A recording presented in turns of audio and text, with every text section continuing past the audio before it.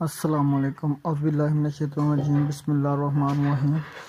آج آپ کو بتاتا ہوں کہ حضرت یوسف علیہ السلام کو دریائے نیل میں کیوں دفن کیا گیا، ان کی تدفین دریائے نیل میں کیوں ہوئی۔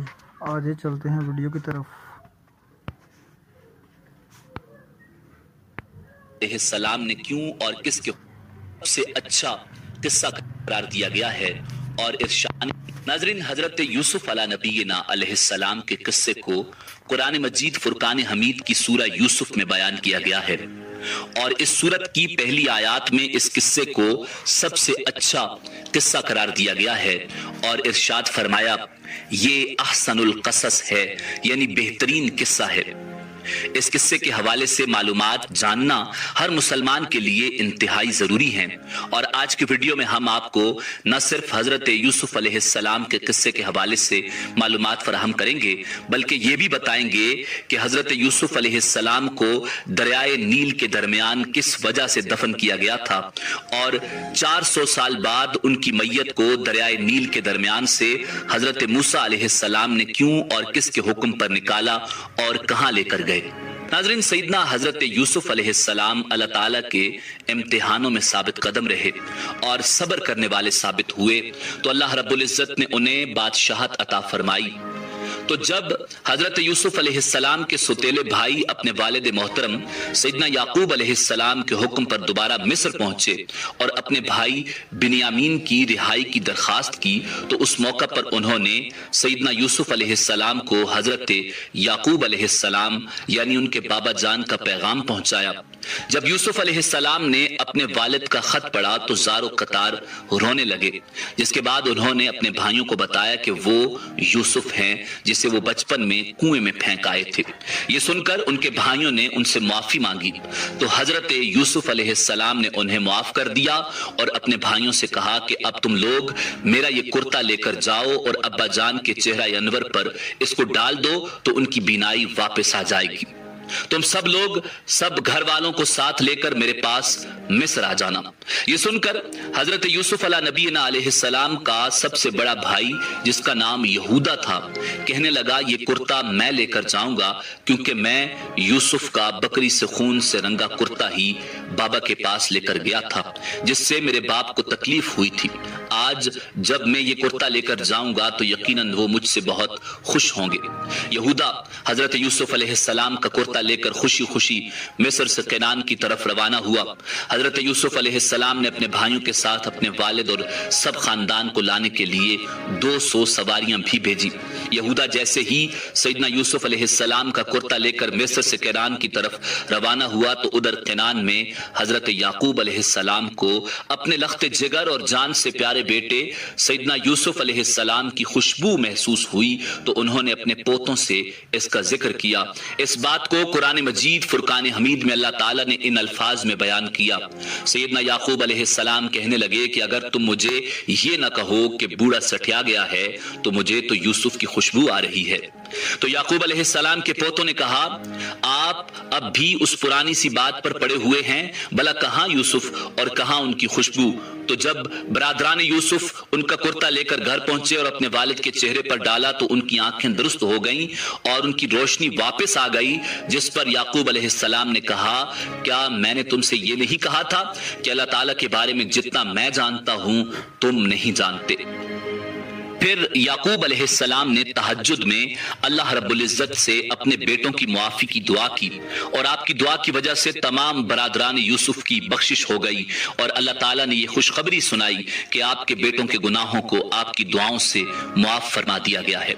پھر حضرت یعقوب علیہ السلام نے اپنے لخت جگر سیدنا یوسف علیہ السلام کی طرف ملک مصر جانے کی تیاریاں شروع کر دیں۔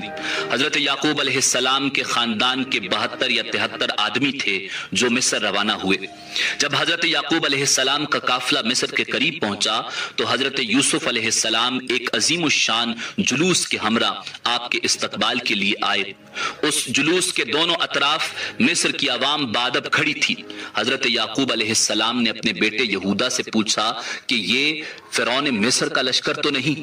تو یہودا نے انہیں کہا نہیں ابا حضور، یہ آپ کے لخت جگر سیدنا یوسف علیہ السلام کا لشکر ہے جو آپ کے استقبال کے لیے آیا ہے۔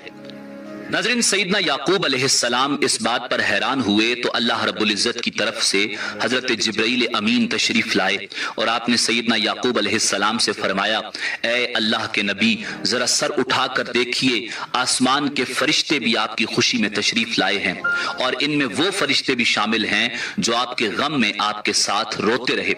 उसके बाद सैयदना याकूब अलैहिस्सलाम अपने फर्जंद हजरत यूसुफ अलैहिस्सलाम से मिले। 40 साल बाद होने वाली उस मुलाकात ने बाप बेटे को आबदीदा कर दिया। दोनों देर तक एक दूसरे के गले लगे रहे। फिर हजरत यूसुफ अलैहिस्सलाम अपने खानदान को लेकर अपने दरबार में पहुंचे और सैयदना याकूब अलैहिस्सलाम को सहारा देकर अपने तख्त शाही पर बिठाया और उनके इर्द गिर्द आपके 11 भाई और आपकी सुतेली माँ भी बैठ गई। उसके बाद आदाबे शाही के एहतराम में सबने सैयदना यूसुफ अलैहिस्सलाम के सामने सजदा किया। तफसीर यूसुफ में लिखा है कि यह सजदा ताजीमी था जो उस वक्त जायज था। सबके सब हजरत यूसुफ के सामने सजदे में गिर पड़े तो उसके बाद उन्होंने अपने वालिद से कहा, अब्बा जान, ये पहले ख्वाब की ताबीर है। बेशक इसे मेरे रब ने सच्चा किया और बेशक मुझ पर एहसान किया कि मुझे कैद से निकाला और आप सबको गांव से लेकर आया। उसके बाद शैतान ने मुझ में और मेरे भाइयों में नाचाकी पैदा कर दी। बेशक मेरा रब जिस काम को चाहे आसान कर दे, बेशक वही इल्म और हिकमत वाला है। यानी मेरे 11 भाई सितारे हैं और मेरा बाप सूरज और मेरी वालदा चांद हैं और ये सब मुझको सजदा कर रहे हैं। उसके बाद बादशाह मिस्र हजरत यूसुफ अलैहिस्सलाम पर ईमान ले आया और उसने सारी बादशाहत आपके हवाले कर दी। इस तरह बनी इसराइल को मिस्र में हुकूमत मिल गई और यहाँ आबाद हो गए। हजरत याकूब अलैहिस्सलाम ने अपनी बाकी जिंदगी हजरत यूसुफ अलैहिस्सलाम के साथ खुश खुरम गुजारी। सैयदना याकूब अलैहिस्सलाम तकरीबन 24 साल तक मिस्र में रहे और फिर उनकी वफात हो गई, जिसके बाद हजरत यूसुफ अलैहिस्सलाम ने उन्हें उनकी वसीयत के मुताबिक फलस्तीन में दफन किया। नाज़रीन, हजरत यूसुफ अलैहिस्सलाम ने 120 साल की उम्र पाई। हजरत यूसुफ अलैहिस्सलाम के विसाले पुरमलाल के बाद उनके चाहने वालों में इख्तिलाफ पैदा हो गया कि हजरत यूसुफ अलैहिस्सलाम को कहां दफन किया जाए। मिस्र की आवाम का आपसे मोहब्बत का ये आलम था कि हर कोई ये चाहता था कि सैयदना यूसुफ अलैहिस्सलाम को उनके मोहल्ले में दफन किया जाए ताकि उनके मोहल्ले में खैर बरकत रहे। आखिर अहलियान मिस्र इस बात पर राजी हुए कि आपको दरियाए नील में दफन कर दिया जाए ताकि दरिया का पानी आपकी कब्र मुबारक को छूकर गुजरे और तमाम मिस्र वाले उस पानी से बरकत हासिल कर सकें। इसलिए आपके जिस्म अतहर को संगे मरमर के संदूक में बंद करके दरियाए नील में दफन कर दिया गया।